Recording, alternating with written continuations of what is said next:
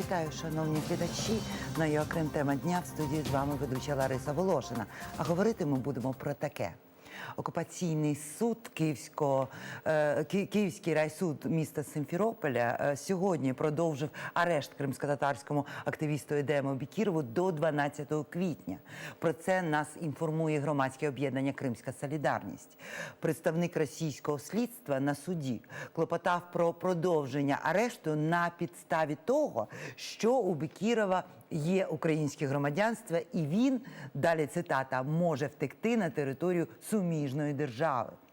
Сьогодні ж Європейський Союз вкотре закликав Росію негайно надати українським політв'язням Павлу Грибу та Едему Бекірову необхідної медичної допомоги та звільнити в'язнів з-під стражі. Відповідна заява була проголошена делегацією ЄС під час засідання Постійної ради ОБСЄ. Далі я цитую. ЄС повторює свій заклик до Росії негайно звільнити громадянина України Павла Гриба, який був затриманий російською владою без будь-яких чинних обвинувачень після того, як був викрадений 24 серпня 2017 року. Йдеться в заяві. Що ж стосується Едема Бекірова, то вчора в нього був день народження, і вчора в його рідному рідній Херсонській області, в Новоолексіївці, пройшов автопробіг, який був присвячений йому, його дню народження. Його організувала дружина Едема Бекірова, Гульнара Бекірова, і називався він «Фрі Бекіров».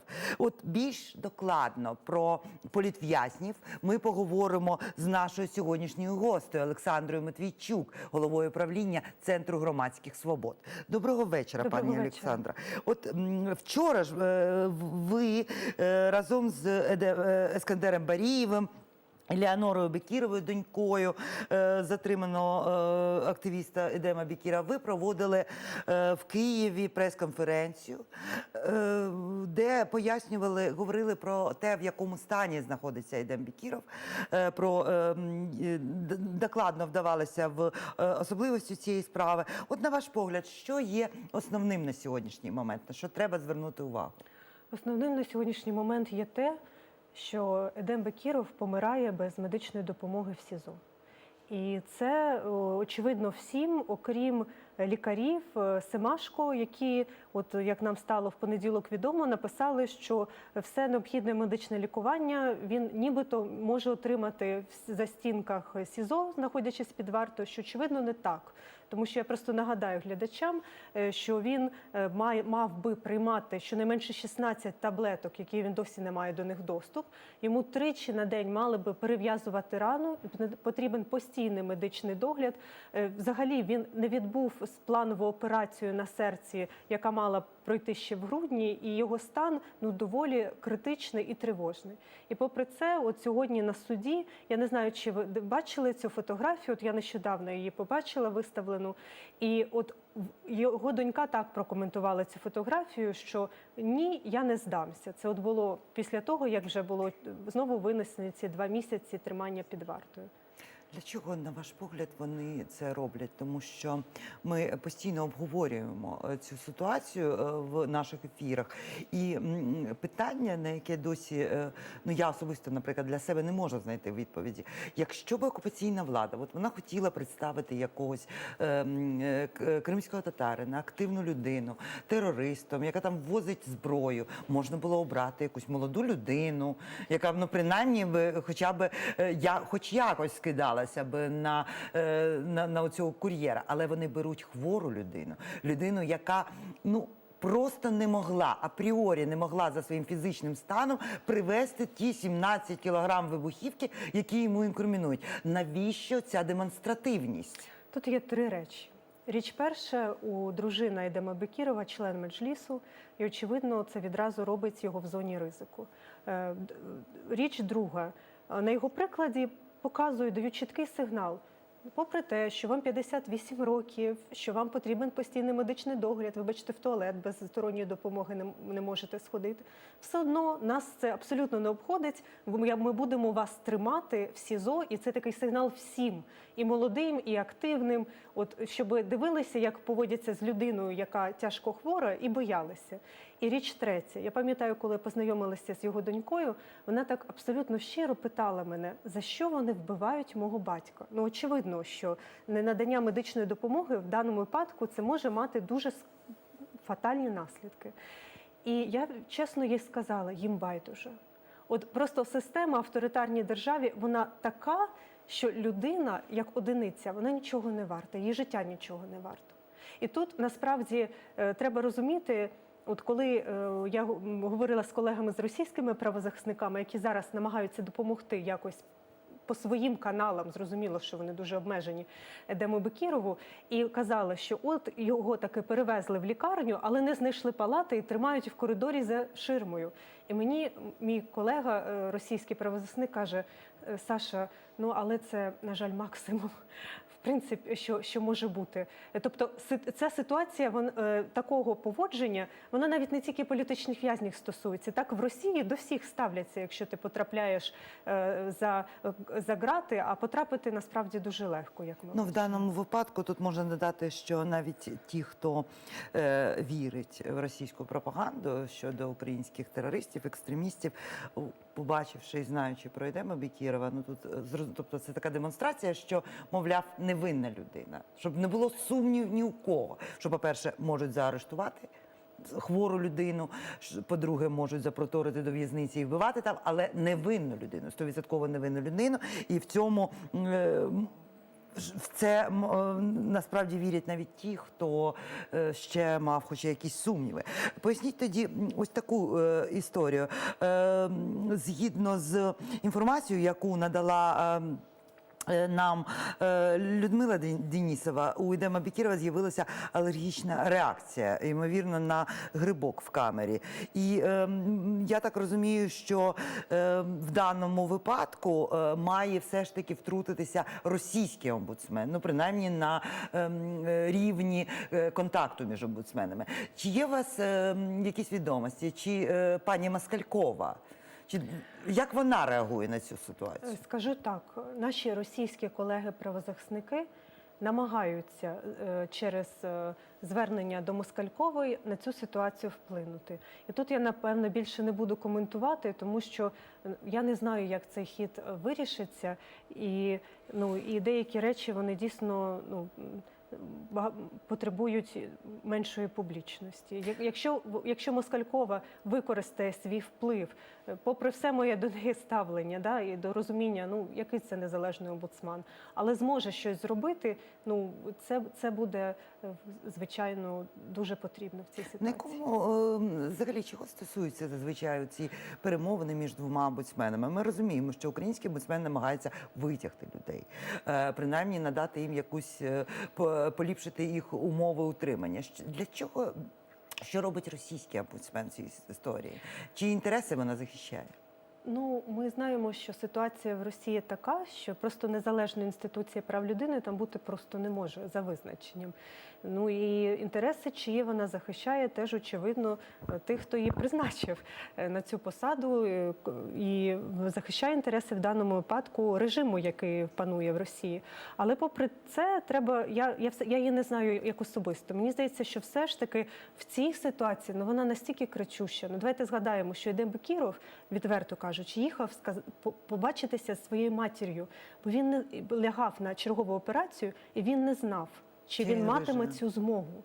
От в цій ситуації, яка б не була людина, ким би вона не була призначена, як би вона не ставилася, мені здається, що треба допомогти. Ми, наприклад, тут можна пригадати Ахтема Чийгоза, якого не відпустили на похорон.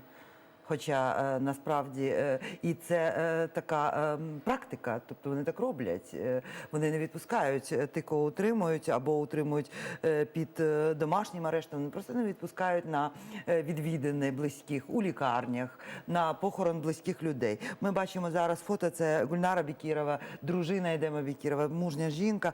Поясніть тоді ще такий момент. От вчора в ході прес-конференції в Москві Віктор Янукович, наш колишній президент втікач, він сказав про те, що він, по-перше, сварив все, що бачив, а по-друге, він сказав про те, що він готовий взяти на себе місію цього перемовника, говорити про звільнення людей, але він сказав всіх на всіх.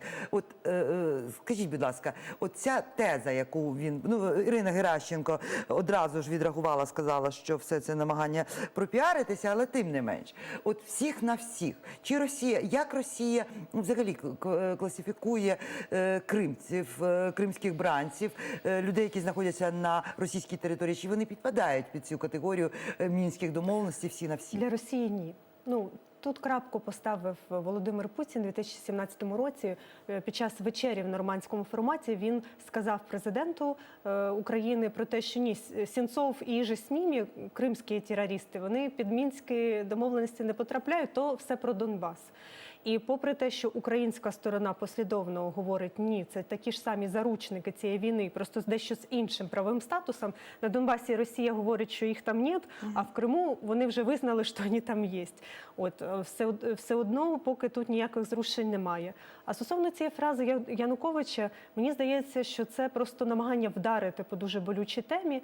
Він прекрасно знає, наскільки вона сенситивна для українського суспільства, наскільки вона в тому числі болюча для української влади, бо вона не може показати тут результат. І це такий спосіб наступити на мозолі під час публічної прес-конференції. Тобто це така гра в 4 роки, коли Путін катує, не відпускає, а Янукович глузує, мовляв, от був би якийсь інший президент, якась інша влада, якісь інші люди, і всіх би відпустили.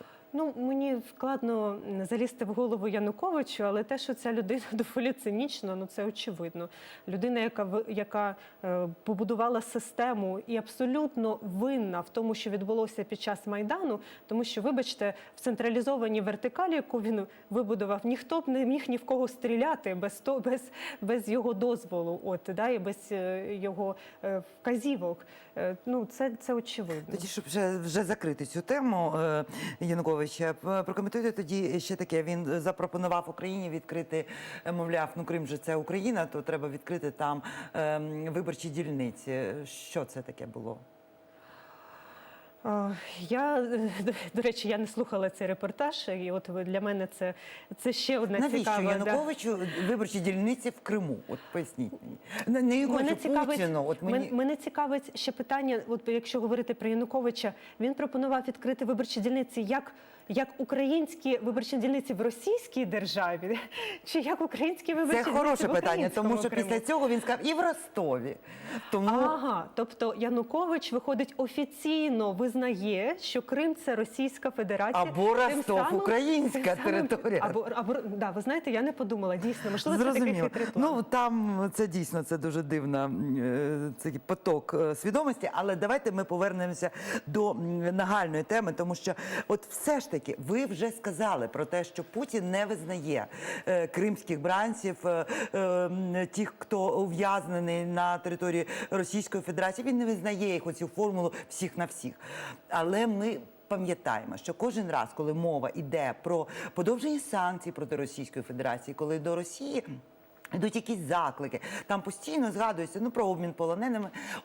В мене питання, чи не настав час створити перемовний формат? Я розумію, що Путін не хоче обговорювати питання Криму, але чекайте, люди сидять по тюрмах. Чи є взагалі сподівання про те, що буде принаймні такий гуманітарний формат? Це рекомендація, яку ми висуваємо, ми, правозахисні організації, протягом багатьох років і ставимо питання не так навіть перед українською владою, а перед європейськими нашими союзниками, в першу чергу, як Європейським Союзом в цілому, Францію, Німеччину. Я сьогодні була на зустрічі з делегацією ЄС і теж говорила про те, що ви хоча б відреагуєте, тому що ми до вас роками це надсилаємо і ніякої зворотньої реакції немає. Але я даю собі відлік в тому, що ніхто насправді не знає, як затягти Росію за стіл цих перемовин. Тобто говорити, просувати цю ідею потрібно, але без Росії ця гуманітарна площадка, вона дуже складно говорити про якусь результативність. Але тоді є інші, якщо, дивіться, але ж є міжнародне право. Є конвенції. І якщо Росія відмовляється говорити про тих, кого вона викрадає і ув'язнює, тоді мають бути санкції. Будь-який закон, будь-яке право – це завжди санкція за Але в порушення. світі, в якому ми живемо, і мені прикро це говорити, але це теж на реалії, з якими ми працюємо. От я правозахисниця. Якщо щось відбувається, на що я не можу вплинути в національних межах, я мала би звернутися до створених міжнародних механізмів з прав людини. І там, окрім санкцій, дуже багато різних мало би бути засобів впливу. Так от вони всі не працюють. От не працюють. Вони не працюють Вони не не тільки працюють до для Росії, чи вони не взагалі? тільки. Вони, якби вони працювали, то в М'янмі б не вирізали б тисячі мусульман. В Ефіопії не вмирали від голоду діти. А санкції на Росію наклали ще за ті звірства, які робилися в часи Першої Чеченської. От, не працюють ці механізми. І щоб ці механізми запрацювали, їм, знаєте, треба дати добрячого ковпняка. От саме така наша стратегія. І тому минулого року ми почали формування глобальної акції «Сейв Олег Сенцов». І це публічні групи, дуже різні, в 35-40 країнах світу, і які проводять акції, публічні демонстрації синхронно з одними і те ж самими меседжами і звертаються до своєї влади, щоб вона щось зробила. Пані Олександра, а чи не тоді, якщо ми вже говоримо, продовжуємо планувати майбутнє, то чи не настав час розширити Сейф Crimea? Тому що це вже тотально. Справа в тому, що ми назвали цю акцію «Сейв Олег Сенцов», тому що вона була як відповідь на вимогу режисера Олега про звільнення всіх заручників. Так. І ми знаємо, що левова частина цих заручників, вона з Криму. Тому, коли ми говоримо «Сейв Олег Сенцов» і про вимоги цієї акції, це означає, що ми говоримо і про Едема Бекірова, і про Узаїра Абдулаєва, і про Сервера Мустафаєва, і про Нарімана Мемедемінова, і про всіх інших, які перебувають в Криму. Плюс про тих, які перебувають в полоні на Донбасі, ми про них теж не забуваємо. І теж включає в себе вимоги з їх звільнення ця акція. У нас майже закінчився час, але я все ж таки хотіла би почути ваші рекомендації на національному рівні. Що можна все ж таки ще зробити, щоб убезпечити своїх громадян, натиснути на Росію? Я не знаю, але якимось чином відреагувати адекватно. Питання складне, відповіді простої немає. Щонайменше потрібно створити координаційний орган, який би включав представників різних органів державної влади, які дотичні до цього питання, які б виробляли проактивну стратегію, як діяти. Оцього бракує. І що це могла би бути за стратегія? Ви знаєте, ми просто реагуємо завжди. От щось сталося, ми даємо ноту, або ми даємо якісь дипломатичні інші заходи, або піднімаємо питання. А ми маємо розуміти, що це буде ставатися. Ну, Росія окупувала територію, де проживає 5,5 мільйонів. Вони сьогодні відпустять 70 наших політичних в'язнів, завтра наберуть вдвічі або втричі більше. В самій Росії 2,5 мільйонів українців проживає. Тому тут потрібно думати на випередження. Це дуже складно. Я не кажу, що тут є прості відповіді, але їх треба шукати. Я з вами згодна, їх треба шукати. І тоді ще от останнє запитання. Скажіть, будь ласка, от ті лікарі, які сказали, що він може перебувати в СИЗО, на ваш погляд, вони злочинці? Я не знаю, як назвати людей, які називають Але себе лікарями. доктору Менгелю дали назву все ж таки. І, в принципі, журналістам Руанди теж засудили їх до покарання. І, власне, знаєте, ярлики, за якими люди приховують свої справжні дії, вони можуть бути різні, але треба розбиратися в суті, що робить людина. Ну що ж, на цьому ми прощаємося з вами. Це дуже невесела тема, тому що говорити про політв'язнів завжди боляче, особливо боляче про Едема Бекірова, тому що це дійсно на наших очах відбувається просто знищення хорошої, патріотичної, сміливої людини. Я подякую Олександрі Матвійчук, голові правління Центру громадських свобод. На цьому я з вами прощаюся. В студії з вами була Лариса Волошина. І перед тим, як вже піти на паузу, я хочу все ж таки ще раз нагадати вам про те, що оця акція, яку проводять правозахисники, це не просто флешмоби. Це намагання об'єднати весь світ навколо ідеї звільнення людей з-під варти. Ну що ж, з вами була Лариса Волошина, ЮАКрим, тема дня. Для того, щоб завжди бути в курсі подій. Підписуйтесь на нашу сторіночку у Фейсбуці. На все добре.